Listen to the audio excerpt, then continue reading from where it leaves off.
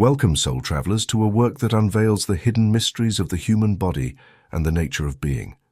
Today, on this journey of light and knowledge, we will delve into the deepest corners of the human soul, exploring a transcendental vision that has fascinated generations.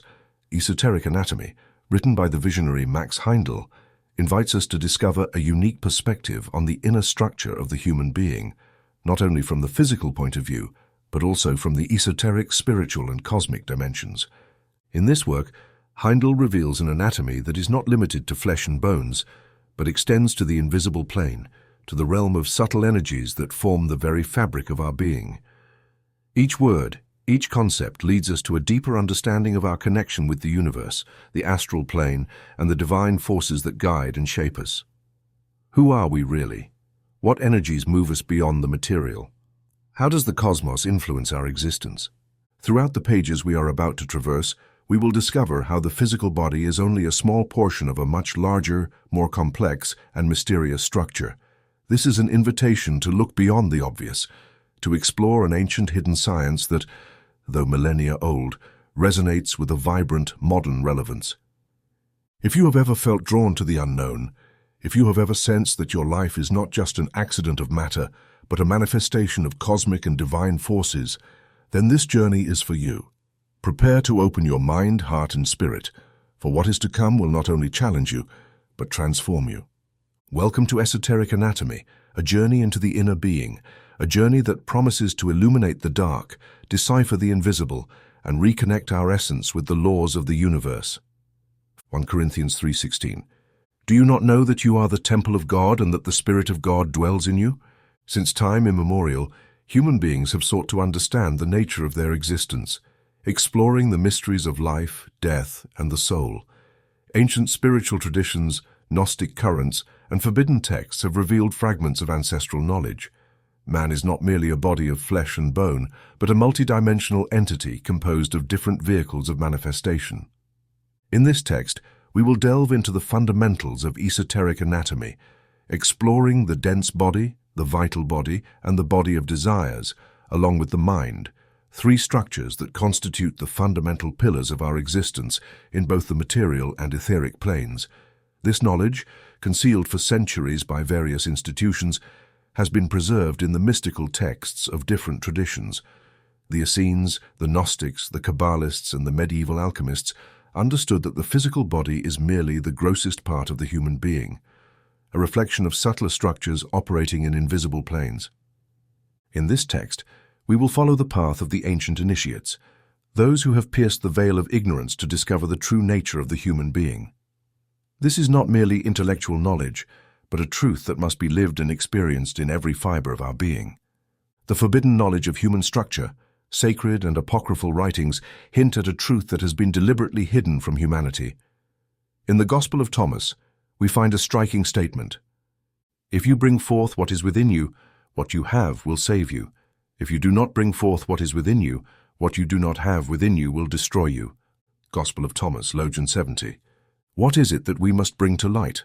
Why does the knowledge of our internal structure have the power to liberate or condemn us? Ancient Gnostic traditions teach that the dense body is merely a vehicle, an instrument through which the soul experiences matter.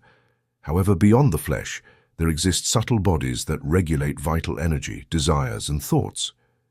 These vehicles have been described in different traditions under various names.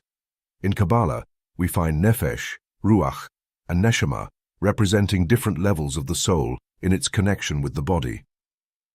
In Hinduism, we encounter the concept of the koshas, energetic sheaths that surround the human being and connect it with higher dimensions. In Hermetic philosophy, reference is made to the physical, astral, and mental bodies, reflecting the same division found in Western esoteric texts.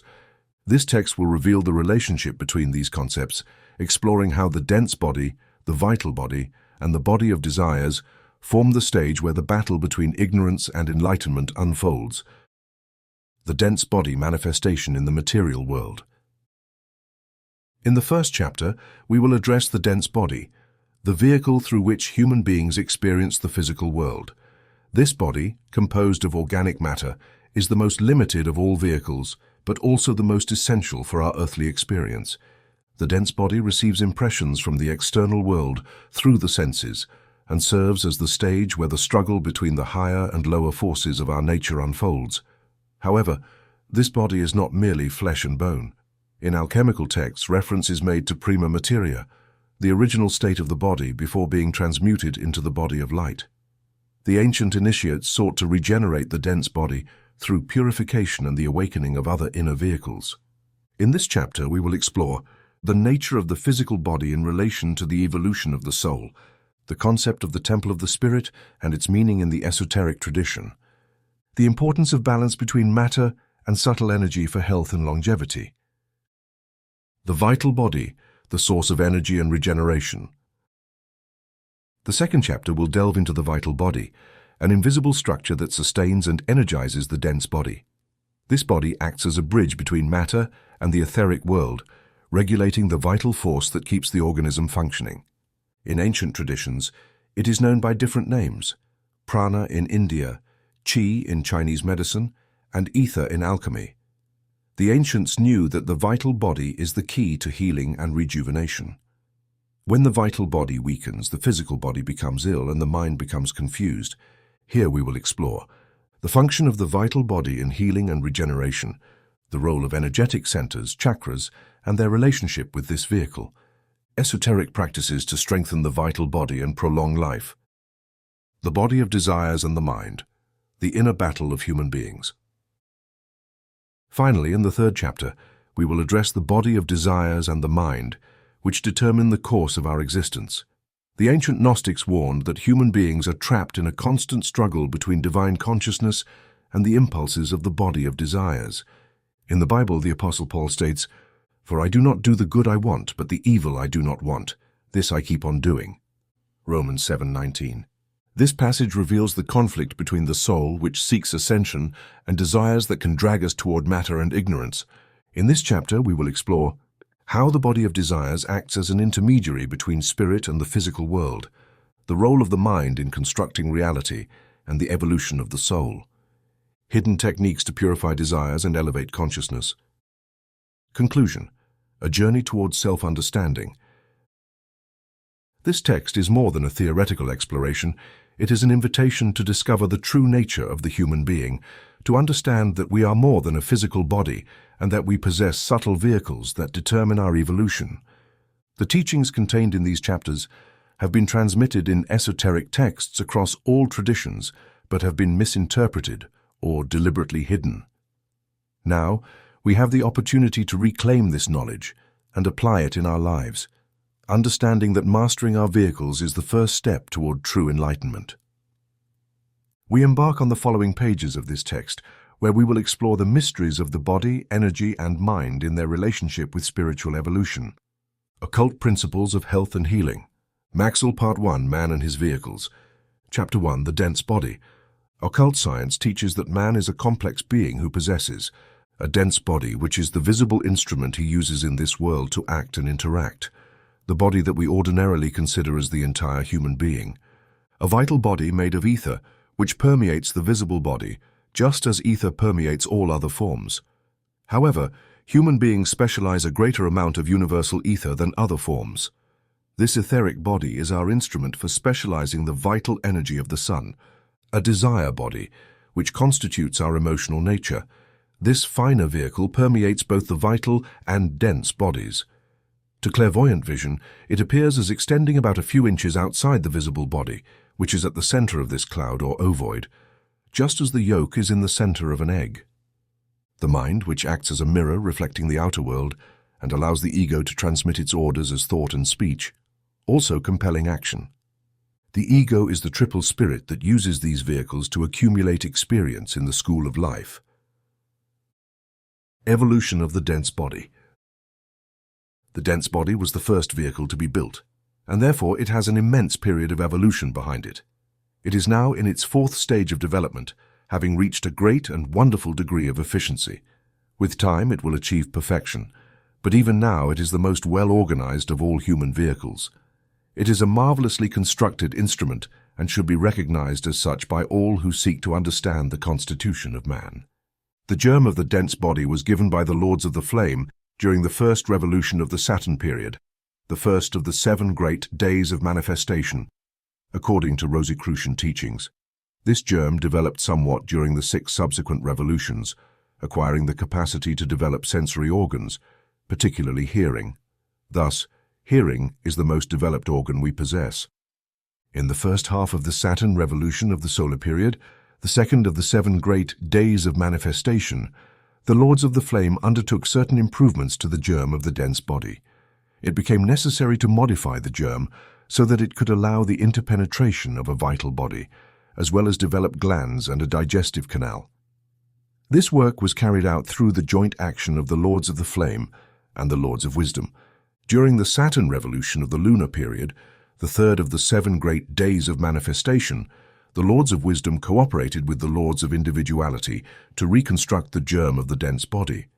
This germ had already developed embryonic sensory organs, digestive organs, glands, etc., and was interpenetrated by a nascent vital body. Of course, it was not yet as solid as it is today, but in a way, it was already organized. During the lunar period, it became necessary to reconstruct it to make it capable of interpenetration, which was the work of the Saturn revolution of the lunar period. These lunar beings were no longer in a purely germinal state, as in previous periods. To trained clairvoyants, they appear as suspended by threads in the atmosphere of the fire mist, much like an embryo hangs from the placenta via the umbilical cord. Through these cords, currents entered and exited the atmosphere, providing a form of nourishment. The development of the physical body. When the Earth emerged from chaos at the beginning of the Earth period, it was initially in the dark red stage known as the Polarian epoch. Here, humanity first evolved a dense body whose germ had been given by the Lords of the Flame during the first revolution of the Saturn period. However, at that time, it was nothing like our current physical body. When the Earth's condition became fiery, as in the Hyperborean epoch, the vital body was added, and man became a vegetal being. That is, he had the same vehicles as plants do today, and a similar consciousness, or rather unconsciousness, to the state we experience in dreamless sleep, when our dense and vital bodies remain in bed. During the Hyperborean epoch, man's body resembled a massive gas bag floating above the fiery earth, releasing spores in a manner similar to plants. These spores would grow and be used by other incoming entities. At this stage, man was hermaphroditic.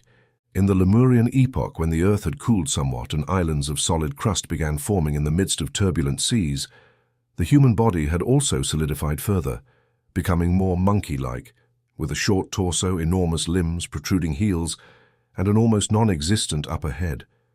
Man lived in an atmosphere of vapor, which occultists refer to as fire mist, and had no lungs. Instead, he breathed through tubes, much like the gill-like structures still present in human embryos today. He had no warm red blood, as the individual spirit had not yet entered. Inside his body he had an organ similar to a bladder, which he inflated with air to help him leap across vast chasms when volcanic eruptions destroyed the land. At the back of his head, a sensory organ projected outward, which has since retracted into the brain and is now known as the pineal gland, sometimes referred to as the third eye. However, it was never truly an eye, but rather a localized organ of sensation. His body lacked pain perception, but when he approached too closely to a volcanic crater, this organ registered heat, warning him to move away before his body was destroyed. The emergence of thought and sexual division. At this point, the body had solidified too much for man to continue propagating by spores, making it necessary for him to develop a thinking organ, a brain. The creative force, which we now use externally to build railroads, steamships, and other technological advancements, was then directed inwardly for the construction of organs. Like all forces, it had positive and negative poles. One pole was directed upward to build the brain, while the other pole remained available for creating another body. Thus, man ceased to be a complete creative unit. Each being now possessed only half of the creative force, requiring them to seek their complement outside of themselves. This marked the beginning of sexual division, where the dual-sexed hermaphroditic man of the past split into distinct male and female forms. In the last part of the Lemurian Age. During the final part of the Lemurian Age, the human form was still quite plastic. The skeleton had developed, but man still possessed great power to mold the flesh of his own body and that of the animals around him. At that time, when a human was born, he could hear and feel, but his perception of light came later. The Lemurian had no eyes. He had two sensitive spots that were affected by sunlight when it shone through the fiery atmosphere of ancient Lemuria. However, it was not until nearly the end of the Atlantean Age that he gained vision as we have it today. His language consisted of sounds akin to those found in nature, the sighing of the wind through the immense forests that thrived in that supertropical climate, the rippling of streams, the howling of storms, the thunder of waterfalls, and the roar of volcanoes. To him, these were the voices of the gods from whom he knew he was descended. He knew nothing of his body's birth. He could not see either himself or anything else, but he could perceive his fellow beings. However, this was an inner perception, similar to how we perceive people and things in dreams. The important difference, though, was that his dreamlike perception was clear and rational. When his eyes opened, as told in the story of the fall, and his consciousness turned toward physical reality, conditions changed. The act of propagation was no longer guided by the angels, but by man himself, who was ignorant of the forces of the sun and moon. His awareness focused on the physical world, though objects did not appear with sharply defined outlines until the latter part of the Atlantean Age. He gradually came to understand death, experiencing a break in consciousness when he transitioned to higher worlds at death and returned to the physical world at rebirth. However, what has been said about the enlightenment of the Lemurians applies only to a small portion of those who lived in the last part of that age, those who became the seed of the 7 Atlantean races. The majority of the Lemurians were animal-like, and the forms they inhabited have since degenerated into today's savages and anthropoids. The Atlantean Age. During the Atlantean Age, which followed the Lemurian Age, man was very different from anything that exists on Earth today. He had a head, but hardly any forehead, as his frontal brain was undeveloped. The head sloped almost abruptly backward from a point just above the eyes. Compared to modern humanity, he was a giant. His arms and legs were much longer in proportion to his body than ours. Instead of walking, he moved forward in leaping strides, somewhat like a kangaroo. His eyes were small and blinking, and his hair was round in cross-section. This last trait, if nothing else, distinguishes the descendants of the Atlantean races that remain today. Their hair was straight, glossy, black and round in section, whereas the hair of the Aryan races, although it may differ in color, is always oval in section. The ears of the Atlanteans were also positioned farther back on the head than those of the Aryans. The higher vehicles of the early Atlanteans were not concentrically aligned with the dense body as they are in modern humans. The spirit was not fully resident within the body, it was partially outside, so it could not control its vehicles as easily as it can today. The vital body's head was outside, positioned far above the physical head. There is a point between the eyebrows, about half an inch beneath the skin, which has a corresponding point in the vital body. When these 2 points align, as they do in modern humans, they form the seat of the indwelling spirit.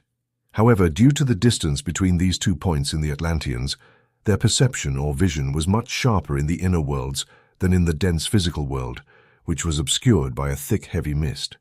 Over time, the atmosphere gradually cleared, and at the same time, the vital body's head moved closer and closer to the corresponding point in the dense body, finally aligning with it in the last third of the Atlantean Age. The 7 Atlantean races. The moles were the first of the Atlantean races. They had little memory, and what they did have was tied to sensations. They remembered colors and tones, which helped them develop a certain degree of feeling. With memory, the Atlanteans gained the rudiments of language. They began to develop words and moved away from merely imitating natural sounds, as the Lemurians had done. They started naming things. The Clavat were the second Atlantean race. They began to feel their individual worth and developed ambition, desiring that their deeds be remembered. This led to the cult of ancestors. The Toltecs, the third Atlantean race, inaugurated monarchy and hereditary succession, establishing the practice of honoring men for the deeds of their forefathers. Experience became highly valued, and memory was greatly developed. By the middle of the Atlantean Age, we see the beginnings of separate nations. During this period, kings, drunk with power, corrupted their authority, using it for selfish and personal gain instead of the common good. The original Turanians, the fourth Atlantean race, were particularly vile in their abominable selfishness. They erected temples where kings were worshipped as gods. The original Semites, the fifth and most important of the seven Atlantean races, were the first to develop the corrective power of thought. Because of this, the original Semitic race became the seed race of the seven Aryan races. They were also the first to discover that the brain is superior to muscle. During the time of this race, the Atlantean atmosphere finally cleared, and the vital body's head came into full alignment with its counterpart in the dense body. This combination of events enabled man to see clearly defined objects for the first time, but it also led to the loss of inner vision. The Akkadians were the sixth Atlantean race, and the Mongolians were the seventh. These races further developed the faculty of thought, paving the way for the emergence of Aryan humanity, the decline of Atlantis, and the evolution of the human mind. However, they followed lines of reasoning that increasingly deviated from the main tendency of developing life. As the heavy mists of Atlantis condensed further and further, the growing volume of water gradually flooded the continent, destroying most of the population and evidence of their civilization. The central region was the cradle of the Aryans, who descended from the original Semites. From there, the different races emerged, but it is unnecessary to describe them here, as historical research has sufficiently revealed their main characteristics. During the Saturn revolution of the Earth period, the dense body was given the capacity to form a brain and become a vehicle for the germ of the mind, which would be added later. This impulse led to the development of the brain's frontal part. The brain and nervous systems are the highest expressions of the desire body. They invoke images from the external world. However, in the creation of mental images, blood provides the material for those images. Therefore, when thought is active, blood flows toward the head. In man, the brain is the link between the spirit and the external world. He can know nothing of the external world except through the brain. The sense organs are merely conduits that carry external impacts to the brain, which then interprets and coordinates those stimuli. The spirit, assisted by the angels, built the brain to gather knowledge of the physical world. When the ego took possession of its vehicles, it became necessary to use part of the creative force for the construction of a brain and a larynx. The Lucifers were the instigators of all mental activity, channeling part of the sexual force upward to work in the brain. In this way, the evolving entity gained brain consciousness of the external world at the cost of half of its creative power. Physiologists observe that certain areas of the brain are dedicated to specific thought activities, and phrenologists have taken this field of study even further. It is now known that thought breaks down and destroys nervous tissue, and that these and all other waste products of the body are replaced by blood. When, through the development of the heart into a voluntary muscle, the circulation of blood finally comes under the absolute control of the unifying spirit of life, it will then be within that spirit's power to withhold blood from areas of the mind dedicated to selfish purposes. As a result, those particular centers of thought will gradually atrophy. Brain knowledge, with its accompanying selfishness, was purchased by man at the cost of his creative power. He bought his free will at the price of pain and death. But when man learns to use his intellect for the good of humanity, he will gain spiritual power over life and will be guided by an innate knowledge, a knowledge far superior to present-day brain consciousness, just as the latter is superior to the lower animal consciousness. At best, the brain is only an indirect means of acquiring knowledge. It will eventually be replaced by direct contact with the wisdom of nature, which man, without any external cooperation, will then be able to use to create new bodies. The evolution of the nervous system. During the lunar period, it became necessary to reconstruct the dense body to make it capable of being interpenetrated. This was the work of the Saturn revolution of the lunar period. The reconstruction of the dense body in the Saturn revolution of the Earth period gave the first impulse to the incipient division in the nervous system, which has since manifested in its two subdivisions, the voluntary and the sympathetic. The latter was the only system present during the lunar period. The voluntary nervous system has transformed the dense body from a mere automaton, which reacted solely to external stimuli, into an extraordinary adaptable instrument, one capable of being guided and controlled by an ego from within. However, this voluntary system was not added until the current Earth period, when the division of the Sun, Moon, and Earth took place. At the beginning of the Lemurian epoch, the most advanced part of forming humanity experienced a division of the desire body into a higher and lower part. A similar division occurred during the first part of the Atlantean epoch. This higher part of the desire body became a kind of animal soul, which built the cerebrospinal nervous system and the voluntary muscles, thereby controlling the lower part of the threefold body until the mind was linked to it. Some parts of the involuntary muscular system are controlled by the sympathetic nervous system. The seat of the human spirit is located primarily in the pineal gland and secondarily in the brain and cerebrospinal nervous system, which controls the voluntary muscles and the blood. The deep significance of blood. The study of blood is profound, far-reaching, and supremely important, regardless of the perspective from which it is analyzed. Lucifer was absolutely correct when he stated that blood is a highly peculiar essence. Blood builds the physical body from the moment the seed atom is deposited in the ovum until the rupture of the silver cord brings material existence to an end. Being one of the highest products of the vital body and the carrier of nourishment to every part of the body, it is also the direct vehicle of the ego. Every thought, feeling, or emotion is injected into the blood, which is then transmitted to the lungs. In infancy, and until the 12th year, the red marrow of the bones does not yet produce all the blood corpuscles. The role of the thymus gland and blood in human development. Most of them are supplied by the thymus gland, which is larger in the fetus and gradually decreases in size as the individual faculty for blood production develops in the growing child. The thymus gland contains, so to speak, a supply of blood corpuscles given by the parents, and consequently, the child who obtains its blood from this source does not fully realize its individuality until it produces its own blood. As long as the child does not manufacture its own blood, it does not think of itself as I. When the thymus gland disappears at the age of 14, the sense of self reaches its full expression, for then the blood is entirely produced and dominated by the ego. The following will clarify the idea and its logic. It is recalled that assimilation and growth depend on the forces working in the positive pole of the chemical ether in the vital body. This ether is fully released in the 7th year, along with the balance of the vital body. Only the chemical ether is completely matured at this stage. The other etheric components still require further development. At 14 years of age, the life ether in the vital body, which is related to reproduction, becomes fully mature. Between 7 and 14 years of age, excessive assimilation stores a reserve of force, which then flows into the sexual organs and becomes ready when the desire body is fully released. This sexual force is stored in the blood during the 3rd cycle of 7 years. During this period, the light ether, which serves as a conductor for blood heat, develops and regulates the heart, ensuring that the body is neither too hot nor too cold. In early childhood, the blood often rises to abnormally high temperatures. During the period of excessive growth, the opposite often occurs. However, in heated and uncontrolled youth, passion and temperament frequently expel the ego by overheating the blood. Very appropriately, we call this a boiling or eruption of temper, and describe its effect as causing a person to lose their head or stop thinking. This is exactly what happens.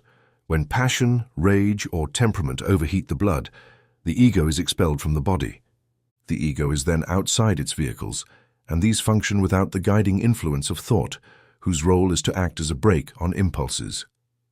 Only the man who remains cool and does not allow excess heat to expel him can think correctly. The ego, blood, and consciousness. As proof that the ego cannot work in the body when the blood is too hot or too cold, we highlight the well-known fact that excessive heat induces sleep, and if taken beyond a certain point, it expels the ego, leaving the body unconscious. Only when the blood is at a normal temperature or close to it can the ego use it as a vehicle of consciousness. The burning blush of shame is evidence of how blood is driven to the head, overheating the brain and paralyzing thought. Fear, on the other hand, is a state in which the ego tries to retreat from some external danger. It draws the blood to the center, making the person pale as the blood leaves the periphery of the body, loses heat, and thus paralyzes thought. In fever, excessive heat causes delirium. A person with full blood, even if it is not too hot, remains active in both body and mind, whereas an anemic person is drowsy. In one, the ego has better control. In the other, the ego has less control. When the ego wants to think, it drives the blood to the brain at the proper heat. After a heavy meal, when the ego is focused on digestion, the person cannot think properly and feels drowsy. Blood, ancestral influence, and spiritual evolution. The ancient Norse and Scots recognized that the ego is in the blood. No stranger could be adopted as a relative until they had mixed their blood and thus become one of them. Among the descendants of patriarchal families, Adam, Methuselah, etc., the blood that ran through their veins contained the images of all the experiences of their ancestors. These images were constantly before their inner vision, as at that time they lacked external vision. Today, however, the blood of each individual contains only the images of their own personal experiences, which the subconscious mind has access to. Until the moment when marriage outside the family began, individuals were governed by a family spirit, an angel, who entered their blood through the air they breathed and helped each ego control its vehicles. When exogamy, marriage outside the family, began, humanity had reached a point in its evolution of self-consciousness where it could rely on itself. It was at this stage that human beings ceased to be automatons guided by God and became self-governing individuals. The greater the mixture of blood, the less influence the ego can receive from racial or family spirits. Unmixed blood provides ancestral assistance when needed. Mixed blood makes one independent of external help. A creator God must be independent. The role of iron, blood heat, and ego expression. The heat of the blood is the playing field of the ego. The Lucifer spirits of Mars assist in maintaining this heat by dissolving iron, a metal of Mars, into our blood to attract oxygen, a solar element. The proper blood temperature for the full expression of the ego does not exist until the birth of the mind from the macrocosmic concrete mind, which occurs around 21 years of age. Statutory law also recognizes this as the earliest age at which a person is considered fit to vote. In the lower order of animals, blood is fluid and nucleated. The nuclei within the blood serve as the playing field of a group spirit, which regulates the creature's life processes and guides it through these nuclei. During the first part of gestation, the fetus's blood is also nucleated and governed by the life of the mother, who regulates the process of body formation. But as soon as the incoming ego enters the mother's body, it begins to assert its individuality and resists the formation of nucleated blood cells. The old cells gradually disappear, so that by the time the silver cord is tied at the moment of quickening and the ego is drawn into its body, all the nuclei have disappeared, and it becomes the absolute autocrat of its new vehicle, a heritage more precious than any other earthly possession. When used properly, it becomes our means of generating soul power and accumulating treasures in heaven. When we abandon this vehicle to the controls of the spirit, we severely hinder our higher evolution and commit a great sin. Thus, the blood is the ego's particular vehicle, and just as in past eons of development we crystallized matter to form our dense body, we are now destined to etherize our vehicles so that we may elevate ourselves and the world out of the realms of materiality and into the spiritual. Naturally, therefore, the ego first aims to make the blood gaseous, and to spiritual sight, this red, non-nucleated blood is not a fluid, but a gas. It is not an argument against this statement to point out that the moment we prick our skin, the blood comes out as a liquid. When we open the valve of a steam boiler, the gas also condenses into a liquid. But if we make a glass model of a steam engine and observe the way the steam operates, we will see that only the piston moves back and forth, driven by an invisible agent, the live steam. Similarly, just as the direct live steam from the boiler is invisible and gaseous, so too is the living blood in the human body a gas. The higher the state of development of any ego, the more ethereal it is able to make the blood. When, through vital processes, food has reached the highest alchemical state, the condensation process begins, and the gas of the blood becomes tissue in various organs to replace what has been wasted or destroyed by bodily activities. The spleen is the gateway of the vital body. There, the solar force, which abounds in the surrounding atmosphere, enters in a controlled stream to assist in vital processes. It is also there that the fiercest battle is fought between the desire body and the vital body. Thoughts of worry, fear, and anger interfere with the evaporation process in the spleen, resulting in a speck of plasma that is immediately seized upon by an elemental thought, which forms a nucleus and incarnates in it. It then begins to live a life of destruction, joining with other waste products and decaying elements wherever they form, turning the body into a morgue instead of the temple of the living indwelling spirit. Thus, we can say that each white blood corpuscle that has been taken over by an external entity is a lost opportunity for the ego. The more of these lost opportunities present in the body, the less control the ego has over it, which is why they are found in greater numbers in all diseases than when the person is healthy.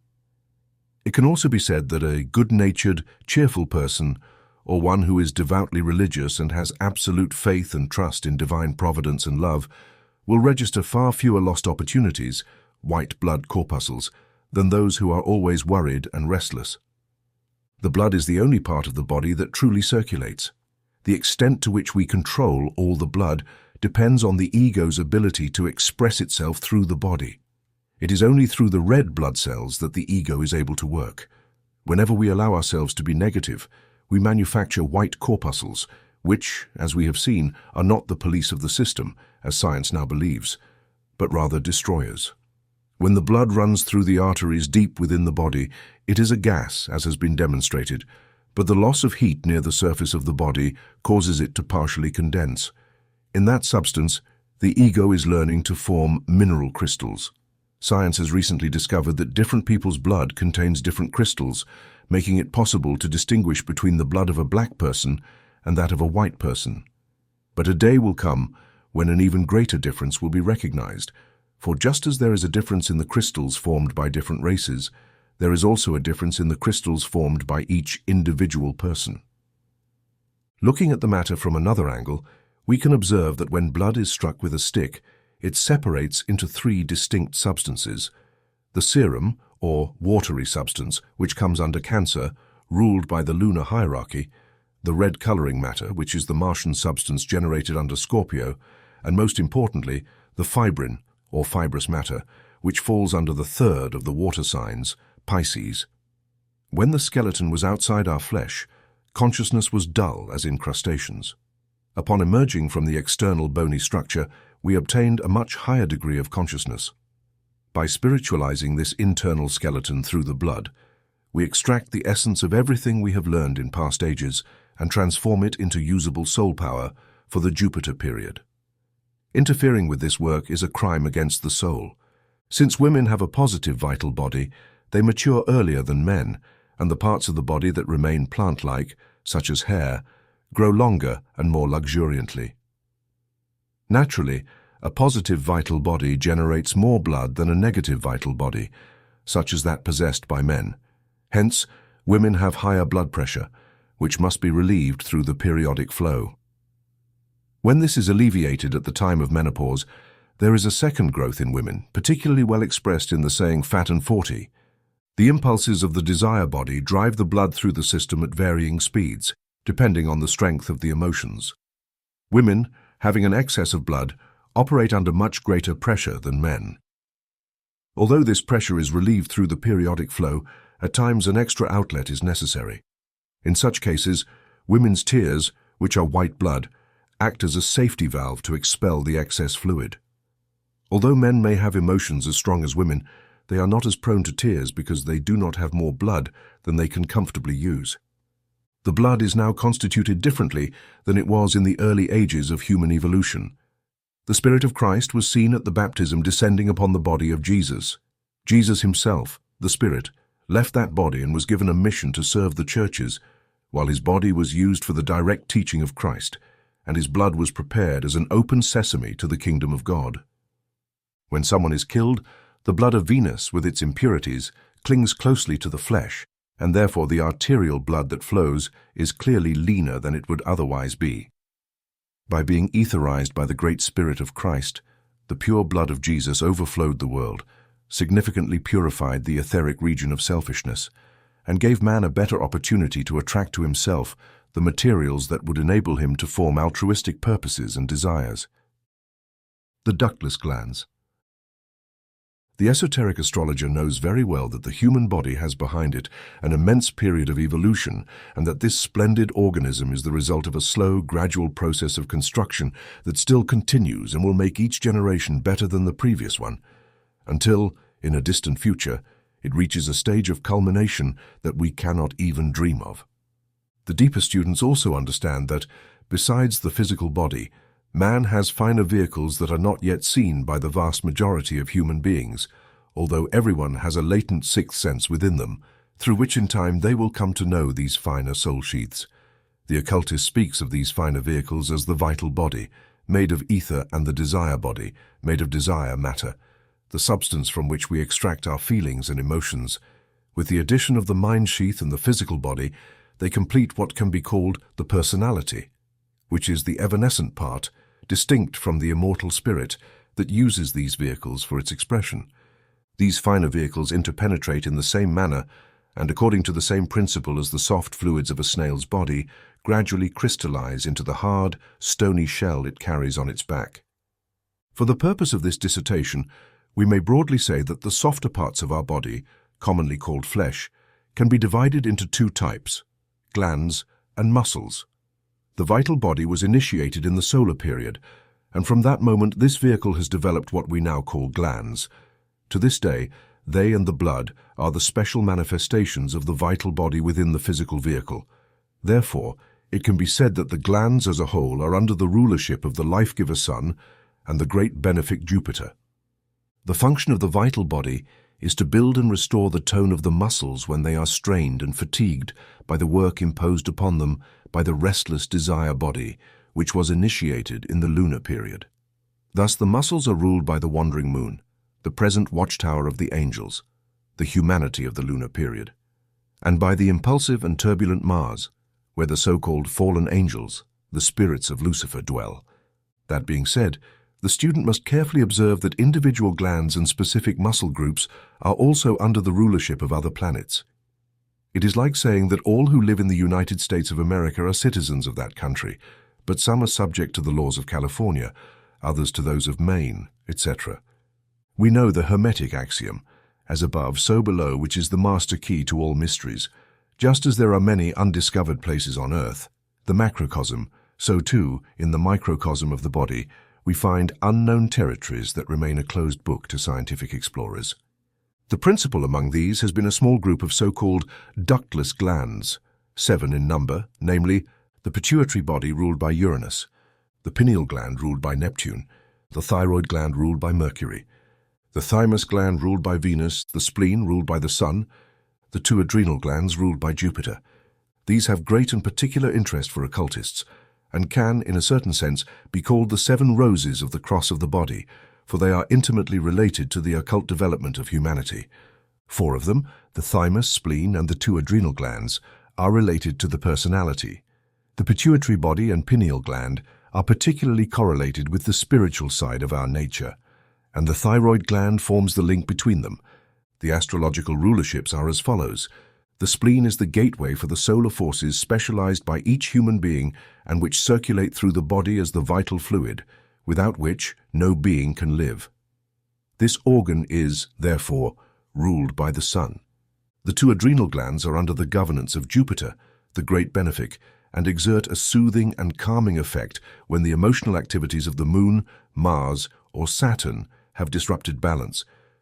When Saturn's obstructive hand has aroused melancholic emotions and placed its brake upon the heart, the adrenal secretions are carried by the blood to the heart and act as a powerful stimulant in their effort to maintain circulation.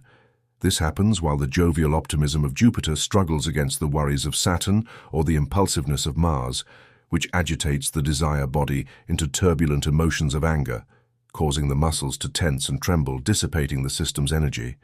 Then the secretion of the adrenal glands comes to the rescue, releasing glycogen from the liver in greater amounts than usual to meet the emergency until balance is restored. Similarly, during any other stress or tension, it was the knowledge of this occult fact that led the ancient astrologers to place the kidneys under the rulership of Libra, the balance. To avoid confusion, we may say that the kidneys themselves play an important role in the body's nutrition, being under the rulership of Venus, the Lady of Libra. However, Jupiter governs the adrenal glands, which are our present focus. Both Venus and her higher octave, Uranus, govern the functions of nutrition and growth, but in different ways and for different purposes. Thus, Venus rules the thymus gland, which serves as the link between parents and the child, until the latter reaches puberty. This gland is located immediately behind the sternum or breastbone. It is larger in prenatal life and during childhood, while growth is rapid and excessive. During that time, the child's vital body performs its work most effectively, since the child is not yet subject to the passions and emotions generated by the desire body after its birth around the 7th year. However, during the years of growth, the child cannot produce red blood cells like an adult, for the unborn and unorganized desire body does not yet function dynamically as a vehicle for the Martian forces that assimilate iron from food and transmute it into hemoglobin. To compensate for this deficiency, a spiritual essence extracted from the parents is stored in the thymus gland. With this essence, provided by parental love, the child is temporarily able to perform the alchemy of blood until their desire body becomes dynamically active. Then the thymus gland atrophies, and the child draws from their own desire body the necessary Martian force from that moment onward under normal conditions. Uranus, the higher octave of Venus and ruler of the pituitary body, takes over the function of growth and assimilation in the following way. It is well known that all things, including our food, continuously radiate tiny particles that provide an indication of their quality. Thus, when we bring food to our mouth, some of these invisible particles enter the nose and, by exciting the olfactory tract, transmit to us knowledge of whether the food we are about to consume is suitable or not. The sense of smell warns us to discard foods with harmful odors, etc. But beyond these particles that attract or repel us from food through their action on the olfactory tract, there are others that penetrate the sphenoid bone, impact the pituitary body, and initiate the Uranian alchemy through which a secretion is formed and injected into the blood. This enhances assimilation through the chemical ether, thereby affecting the normal growth and well-being of the human body throughout life. Sometimes this Uranian influence on the pituitary body is eccentric and therefore responsible for strange and abnormal growths that produce the unfortunate natural phenomena we occasionally encounter. However, besides being responsible for the spiritual impulses that generate the aforementioned physical manifestations of growth, Uranus, working through the pituitary body, is also responsible for the spiritual phases of growth that help the awakened man in his efforts to penetrate the veil into the invisible worlds. In this work, however, he is associated with Neptune, the ruler of the pineal gland, which makes it necessary to simultaneously study the functions of the thyroid gland, ruled by Mercury, and the pineal gland, under the dominion of its higher octave, Neptune.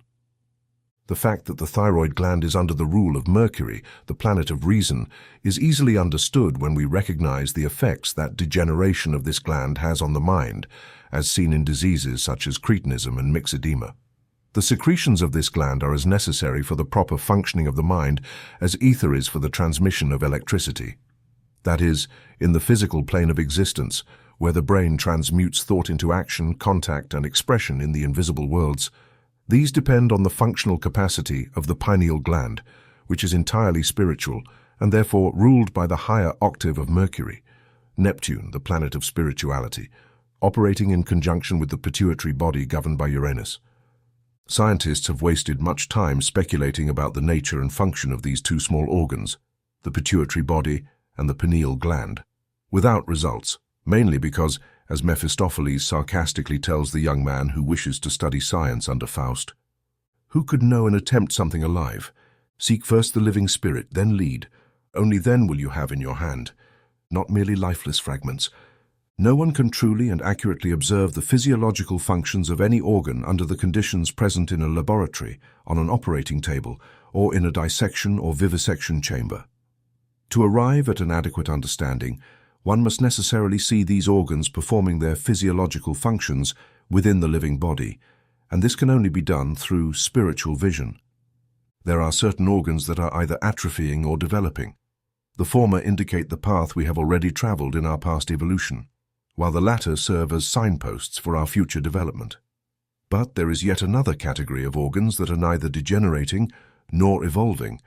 They are simply spiritually inactive at present. Physiologists believe that the pituitary body and the pineal gland are atrophying because they find these organs more developed in some of the lower classes of life, such as worms. However, they are mistaken in their conclusions. Some have also suspected that the pineal gland is somehow connected to the mind, as it contains certain crystals after death, with significantly fewer found in those who are mentally impaired compared to those of normal intelligence.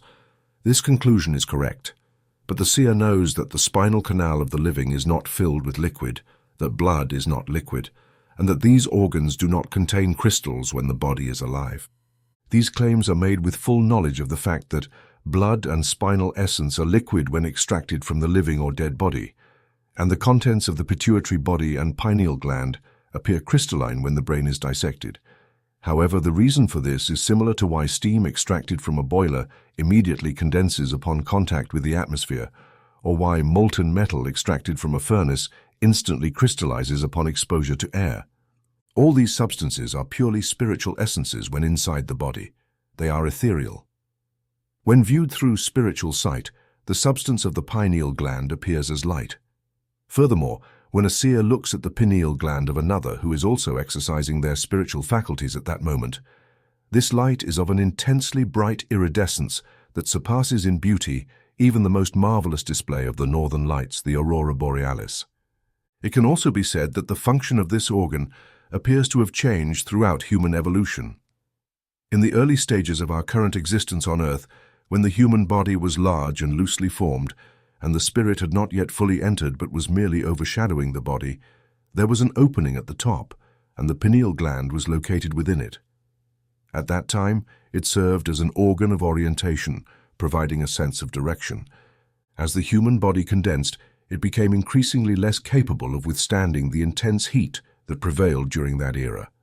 The pineal gland would then alert the body when it was too close to one of the many craters and active volcanoes that erupted in the Earth's thin crust, allowing the spirit to guide it away from those dangerous places. It was an organ of direction that operated through sensation. However, since then, sensation has been distributed across the entire skin of the body. To the occultist, this indicates that one day the senses of hearing and sight will also be similarly distributed, allowing us to see and hear with our entire body, making us even more sensitive in those aspects than we are now. Since then, the pineal gland and the pituitary body have temporarily become spiritually inactive to make man unaware of the invisible world while learning the lessons offered by the material world. The pituitary body has manifested Uranus sporadically in abnormal physical growth, producing phenomena and monstrosities of various kinds, while Neptune, also working abnormally through the pineal gland, has been responsible for the abnormal spiritual growth of healers, witches, and mediums of spirit controls. When they awaken to normal activities, these two glands without ducts will open the door to the inner worlds in a healthy and safe way. In the meantime, the thyroid gland, ruled by Mercury, the planet of reason, maintains the secretion necessary to balance the brain. In the future, the glands without ducts are destined to play a prominent role. Their development will greatly accelerate evolution, as their effects are primarily mental and spiritual. Now we approach the age of Aquarius. The sun is beginning to transmit the highly intellectual vibrations of this sign, which explains the intuitions, premonitions, and telepathic transmissions that are now so frequent. Ultimately, these phenomena are due to the awakening of the pituitary body, ruled by Uranus, the lord of Aquarius, and with each passing year, they will become more evident. The lymphatic system is tubular and is closely associated with the capillaries that connect the venous and arterial circulations, terminating in the large veins near the heart. The lymph that flows along its channel moves in one direction only, that is toward the center of circulation. The heart is considered a system of small drains for the body simply because it collects the water from the tissues after they have all been bathed in the lymph it carries. If we think of the tubes as drainage channels that drain the tissues of their washing water, we can think of these lymphatic glands as locks along the course of the channels, where the flow of lymph must stop and be filtered on its way to the Venusian bloodstream. The glands are located at the elbows, armpits, popliteal spaces, groins, densely scattered in the anterior part of the neck, in front of the cervical vertebrae, in the abdomen between the mesentery that suspends the small intestines from the spine, and in the chest between the lungs, a space known as the mediastinum. Each of the lymphatic vessels passes through one or several of these glands on its way to its destination in the veins. Lymphatic cells are the only ones in the body that do not have a cell wall. They move like jellyfish in water. When inflammation attacks the human body in any of its forms, lymph is most responsible because all poisonous liquids immediately pass into the lymphatic channels. The glands are prone to disease due to the poisonous nature of the lymph that filters through them. The lymphatic system is triple. It collects lymph from the tissues, chyle from the intestines after it has been made in the digestion process, and through the lymphatic glands it produces lymphatic cells identical to white blood cells. Chapter 2. The Vital Body, Evolution and General Purpose. The vital body is the second oldest of our vehicles, with its original germ provided by the Lords of Wisdom in the solar period. During the lunar period's solar revolution, it was modified to make it capable of solar evolution in the terrestrial period. The vital body was reconstructed to accommodate the germinal mind at this time, and was formed more in the likeness of the dense body. Its current organization is quite similar to that of the dense body in terms of effectiveness. The subsequent reconstruction took place during the Hyperborean era of the terrestrial period, when the Lords of Form, along with the angels, adorned the dense form of man. Thus, the vital body was shaped. The dense body is built within the matrix of the vital body during prenatal life, and with one exception, it is an exact copy, molecule by molecule, of the vital body. Throughout life, the vital body is the builder and restorer of the dense form, tending to smooth as well as to build. Its main expression is blood and glands, as well as the sympathetic nervous system, which entered the fortress of the desire body when it began to develop the heart as a voluntary muscle. The vital body interprets the dense body and extends beyond its periphery about 1.5 inches. As for its texture, the vital body can be roughly compared to one of those picture frames made from hundreds of small interwoven pieces of wood that present countless points to the observer. The points of the vital body are inserted into the hollow centers of dense atoms, imbued with vital force that makes them vibrate at a rate higher than that of earthly minerals, which are not thus accelerated and energized. The ethers and their functions. When we analyze the human being, we find that in the 4 ethers, the chemical, the life ether, the light ether, and the reflecting ether, all are dynamically active in the highly organized vital body. Through the activities of the chemical ether, it is capable of assimilating food and growing. The forces acting on the vital ether allow it to propagate its species. The forces of the luminous ether supply heat to the dense body, work on the nervous system and muscles, thus opening the doors of communication with the outer world through the senses. The reflecting ether allows the spirit to control its vehicles through thought. This ether also stores past experience in the form of memory. The chemical and vital ethers form a matrix for our physical bodies. Every molecule of the physical body is embedded in a mesh of ether that permeates it and infuses it with life. Through these ethers, bodily functions such as breathing, etc., are carried out, and the density and consistency of these ether matrices determine the state of health. The atoms of the chemical and vital ethers, gathered around the seed atom located in the solar plexus, are shaped like prisms. All are positioned in such a way that when solar energy enters our body through the vessel, the refracted ray is red. This is the color of the creative aspect of the Trinity, that is Jehovah, the Holy Spirit who rules the moon, the planet of fertilization. Therefore, the vital fluid from the sun that enters the human body through the vessel is tinged with a pale pink color, often observed by seers when it travels through the nerves, much like electricity does through the wires of an electrical system. In this way, the chemical and vital ethers are the pathways of assimilation that preserve the individual and of fertilization that perpetuate the race. During life, each prismatic vital atom penetrates a physical atom and makes it vibrate. To imagine this combination, picture a pear-shaped wire basket with spiral curved wire walls that go obliquely from pole to pole. This is the physical atom, which has a shape almost similar to that of our Earth, and the prismatic vital atom is inserted from the top, which is the widest part and corresponds to the north pole of our Earth. Thus, the tip of the prism penetrates the physical atom through the narrowest point, which corresponds to the south pole of the Earth, and the whole structure resembles a spinning top that sways and vibrates. In this way, our body becomes alive and capable of movement. The luminous and reflecting ethers are avenues of consciousness and memory. They are somewhat attenuated in the average individual and have not yet taken a defined form. Interpenetration, sponge-like, forms a light auric atmosphere around each atom. Physical science has determined that the atoms of our dense body are constantly changing, so all the material that makes up our current vehicle will have disappeared in a few years. However, it is known that scars and other marks are perpetuated from childhood to old age. The reason for this is that the prismatic ether atoms that compose our vital body remain unchanged from cradle to grave.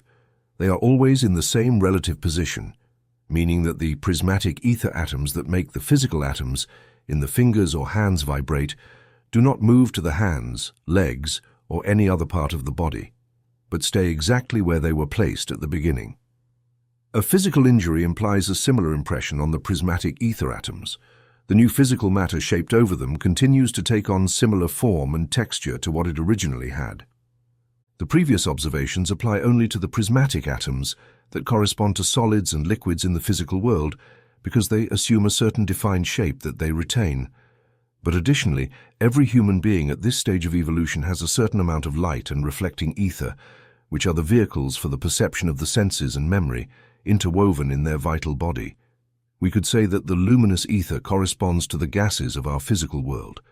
Perhaps the best description of the reflecting ether is to call it hyper-etheric. It is an empty substance of bluish color that resembles the blue core of a gas flame in appearance. It seems transparent and seems to reveal everything within it, but it hides all the secrets of nature and humanity. It contains a record of the memory of nature. The light and reflecting ethers are of exactly opposite nature to the stationary prismatic ether atoms. They are volatile and migratory. No matter how much or little a person possesses of this material, it is an accumulation, a fruit derived from their experiences in life. Inside the body, it mixes with the bloodstream, and when it has grown through service and sacrifice in the school of life to the point where it can no longer be contained within the body, it is seen externally as a soul-like body of gold and blue.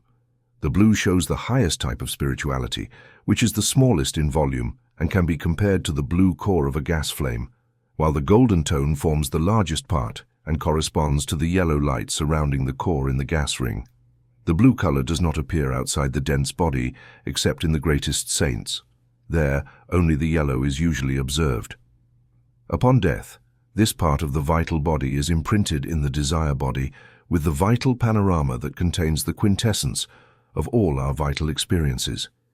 It is then imprinted in the seed atom as consciousness or virtue that drives us to avoid evil and do good in a future life. Thus, the quality of the seed atom is modified from life to life. The quintessence of good, drawn from the migratory part of the vital body in one life, determines the quality of the stationary prismatic ether atoms in the next life. The highest in one life becomes the lowest in the next, and thus we gradually climb the ladder of evolution toward divinity. From the above, it follows that the vital body is a vehicle of habits. All parents know that during the first 7 years of childhood, when this vehicle is in the process of gestation, children form one habit after another. Repetition is the key note of the vital body, and habits depend on repetition. It is different with the desire body, the vehicle of feelings and emotions, which are always changing from moment to moment. Although it has been said that the ether forming our soul body is in constant movement and mixes with the bloodstream, this movement is relatively slow. Compared to the speed of the desire body, we can say that the ether moves like a snail compared to light. When the ego is on its way to rebirth through the region of concrete thought, the world of desire, and the etheric region, it collects a certain amount of material from each. The quality of this material is determined by the seed atom, according to the principle that like attracts like. The amount depends on the quantity of matter required by the archetype, constructed by us in the second heaven, from the amount of prismatic ether atoms that a certain spirit appropriates. The recording angels and their agents build an etheric form that is later supplied in the mother's womb and gradually coated with physical matter, which then forms the visible body of the newborn child. Only a small portion of the ether appropriated by a certain ego is used in this way, and that of the child's vital body, or rather the material from which this vehicle will finally be made, is outside the dense body. For this reason, the vital body of a child extends much farther beyond the periphery of the dense body than that of an adult. During the growth period, This reserve of ether atoms is used to vitalize the accumulations within the body, until, when adulthood is reached, the vital body only extends about 1 to 1.5 inches beyond the periphery of the dense body. The School of Western Wisdom teaches as a fundamental maxim that all hidden development begins with the vital body. The part of the vital body formed by the two higher ethers, the luminous ether and the reflecting ether, is what we can call the soul body. That is, it is more closely linked with the desire body and the mind, and it is also more susceptible to being touched by the spirit than the two lower ethers. It is the vehicle of intellect and responsible for everything that makes a person human. Our observations, our aspirations, our character, etc., are due to the work of the spirit in these two higher ethers, which become more or less luminous according to the nature of our character and our habits. Furthermore, just as the dense body assimilates food particles and thus gains in flesh, the two higher ethers assimilate our good actions during life, and thus also grow in volume according to our actions in this present life. We increase or decrease what we brought at birth. This is the reason why the teaching of Western wisdom says that all mystical development begins with the vital body. Chapter 3. The Desire Body and the Mind. In the third revolution of the lunar period, the lords of individuality radiate from themselves the substance that helped the unconscious, evolving man to appropriate and construct a germinal desire body. They also helped him incorporate this germinal desire body into the vital body and the dense body that he already possessed.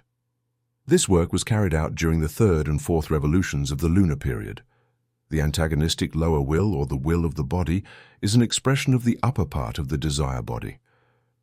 When the division of the sun, the moon, and the earth occurred at the beginning of the Lemurian age, the most advanced part of humanity in formation experienced a division of the desire body into an upper and lower part. The rest of humanity did the same at the beginning of the Atlantean age. This upper part of the desire body became a kind of animal soul, building the spinal nervous system and voluntary muscles, thus controlling the lower part of the triple body until the link with the mind occurred. Then the mind merged with the animal soul and became co-ruler during the life of man. His desire body does not take the form of his dense and vital bodies. After death, it assumes that form. During life, it appears as a luminous, hob-shaped body that, in waking hours, completely surrounds the dense body like the albumen surrounds the yolk of an egg.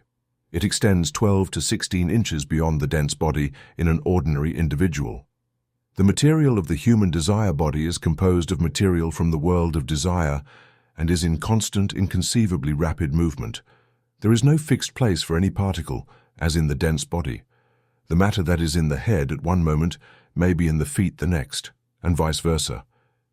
There are no organs in the desire body as in the dense and vital bodies, but there are perception centers that, when active, appear as vortices, always remaining in the same relative position to the dense body.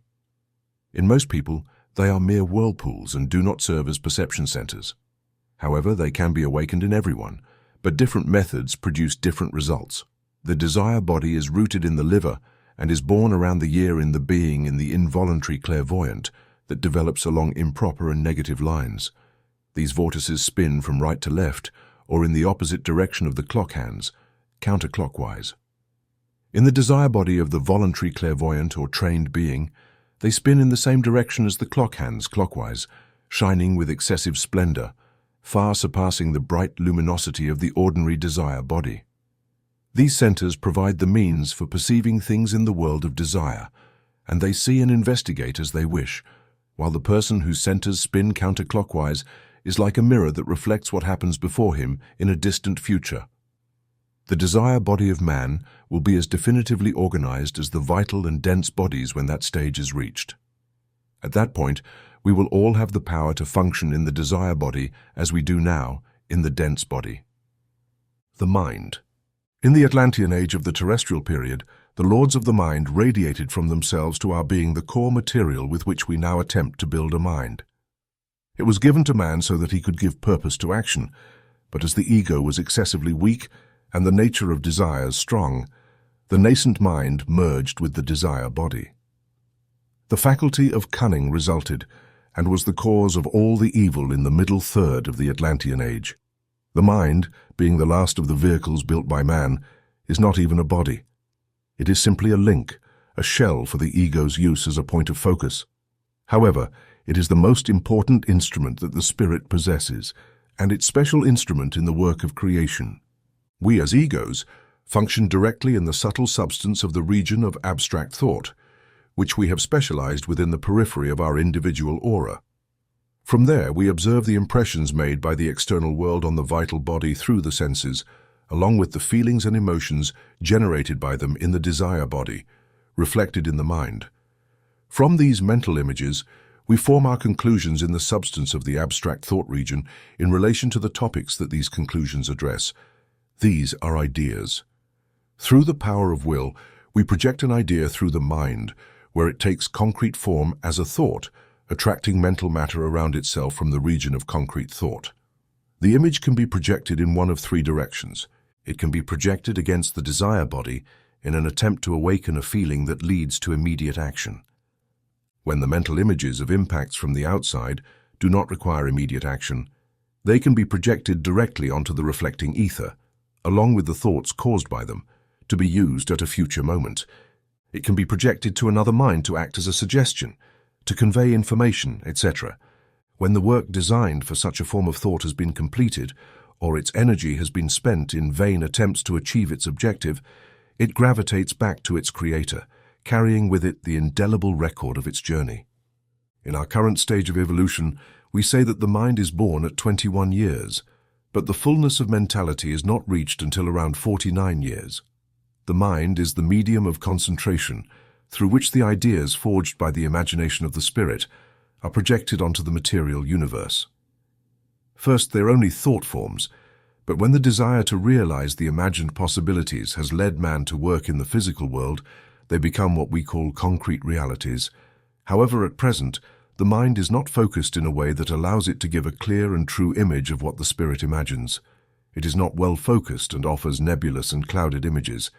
Hence the need to experiment, to show the insufficiencies of the first conception, and provoke new imaginations and ideas until the image produced by the spirit in the mental substance has been reproduced in the physical substance. In the best of cases, we are only able to shape through the mind those images related to form, because the human mind did not begin until the terrestrial period and is therefore currently in its stage of form or mineral. Thus, in our operations, we are confined to forms, to minerals. We can imagine ways and means to work with the mineral forms of the three lower kingdoms, but we can do little or nothing with living bodies. Indeed, we can graft a living branch onto a living tree, or a living part of an animal or a person onto another living part. But it is not the life we are working with. It is only the form. We are creating different conditions, but the life that already inhabited the form continues to do so. Working with life is beyond the power of man until his mind has become alive. In the period of Jupiter, the mind will be vivified to some extent, and man will be able to imagine forms that will live and grow like plants. In the period of Venus, when his mind has acquired feeling, he will be able to create living things that grow and feel. When he reaches perfection at the end of the Vulcan period, he will be able to imagine the existence of creatures that will live, grow, feel, and think. Final reflection on the text: the man and his vehicles, the hidden structure of the human being. Throughout this text, we have journeyed through a path of profound esoteric knowledge, exploring the true nature of the human being and the vehicles that make it up. We have learned that we are not merely physical bodies, but multidimensional entities composed of different levels of existence that allow us to experience, evolve, and transcend. Since ancient times, this knowledge has been preserved in initiatory circles, hidden from the majority of humanity due to its transformative nature. We are not faced with a mere set of concepts, but with a teaching that forces us to question our own perception of reality. The closed scriptures and forbidden texts hint at this truth because we know that if our earthly dwelling, this tabernacle, is destroyed, we have from God a building, a house not made with hands, eternal in the heavens. 2 Corinthians 5:1. What does this statement really mean? That our physical body is a transient vehicle, but our essence is immortal. However, understanding this is not enough. Knowledge without application is barren. Now that we have explored the fundamentals of the hidden structure of the human being, we must reflect on its impact on our life and evolutionary process. 1. The dense body, the physical dwelling of the soul. In the first chapter of this text, we delved into the study of the dense body, the most tangible of our vehicles. We learned that, although limited, this body is the starting point for all experience on the material plane. Ancient traditions teach us that the physical body is a temple that must be cared for, purified, and used as a tool for the evolution of the spirit. However, in ignorance, the body becomes a prison, an obstacle that keeps us bound to the impulses of flesh and matter. The Essenes and the Gnostics practiced strict disciplines to maintain the purity of the body, knowing that its state directly influenced the higher vehicles. It was not merely a practice of hygiene or health, but an esoteric method to refine the internal energy and facilitate the connection with the higher worlds. Here arises a fundamental question. Have we been using our body as a channel for the elevation of the soul, or as a prison for fleeting pleasures? 2. The vital body, the bridge between matter and energy. The second chapter took us to the study of the vital body, the energy field that sustains the life of the physical organism. Since ancient times, initiates have spoken of prana, chi, the breath of life, this invisible force that nourishes every cell of the body and allows energy to flow through us. However, few people understand the importance of the vital body and its impact on health, vitality, and the expansion of consciousness. The apocryphal Gospels reveal a hidden key about vital energy. If you bring forth what is within you, it will save you. If you do not bring forth what is within you, it will destroy you. Gospel of Thomas, Logian 70. What does this tell us? That the energy contained within us must be awakened and used consciously. If we allow this energy to stagnate or be consumed by low emotions and destructive thoughts, we deteriorate on all levels. This knowledge leads us to a series of reflections. Are we using our vital energy for growth, or are we wasting it on ephemeral pleasure and destructive emotions? How can we refine and strengthen our vital body to prolong our existence and expand our consciousness? How do our daily practices influence the energetic balance of our being? Great masters have taught that mastering the vital body is the key to regeneration and healing, as it allows access to higher energy sources that revitalize both body and mind. 3. The desire body and the mind, the internal battle of the human being. In the third chapter, we address the desire body and the mind, two fundamental aspects of our structure that determine the direction of our existence. The sacred texts warn us about the danger of unchecked desires. The spirit is willing, but the flesh is weak. Matthew 26:41. This teaching should not be misinterpreted. It is not about negating desires or punishing ourselves for having them, but rather about learning to master them and transmute them into creative energy. The desire body is a battlefield where the forces of elevation and the forces of materiality face off. If control is not exercised over the impulses, they can drag the human being into decay, enslaving them in cycles of suffering and confusion. But there is an even more powerful principle: the mind as the architect of reality. If the mind is weak, desires dominate the being. But if the mind is disciplined, it can direct the energy of desires toward elevated purposes. Here arise crucial questions. Are we slaves to our desires, or have we learned to govern them? Is our mind an ally in our evolution, or is it a prison that keeps us in repetitive patterns? How can we purify our thoughts and emotions to access higher states of consciousness? 4. The connection with higher planes beyond the body and matter. Now that we understand the structure of our vehicles, a great truth emerges. These bodies are only tools, means to achieve a deeper connection with our eternal essence. Humanity has been programmed to identify only with the physical body, ignoring its true nature. But the reality is that we are much more than matter. Ancient Gnostic texts reveal that we are fragments of the divine, sparks of infinite consciousness trapped in the cycle of earthly existence. However, this knowledge has been taken from us for centuries. Information about our subtle bodies and our true identity has been distorted, suppressed, and ridiculed. This text has been a step toward recovering that lost knowledge. Now that we have explored these concepts, we must ask ourselves, what will we do with this information? Will we allow it to remain as intellectual knowledge, or will we dare to apply it in our daily lives? Will we take control of our evolution, or continue to sleep in the illusion of matter? Conclusion: the key to transformation. True transformation does not occur through the accumulation of information, but through the application of principles. If we have understood that our body is a temple, that our vital energy is the bridge to higher planes, and that our mind is the most powerful tool we possess, then we are ready for a new level of existence. The decision now lies in our hands. Will we continue to be slaves to unconscious impulses, or will we use our vehicles as tools for enlightenment and transcendence? This text leaves us with an open door. The path does not end here. A vast universe of knowledge and experimentation awaits us in the next texts, where we will continue to explore the mysteries of being and its connection with the hidden forces of the universe.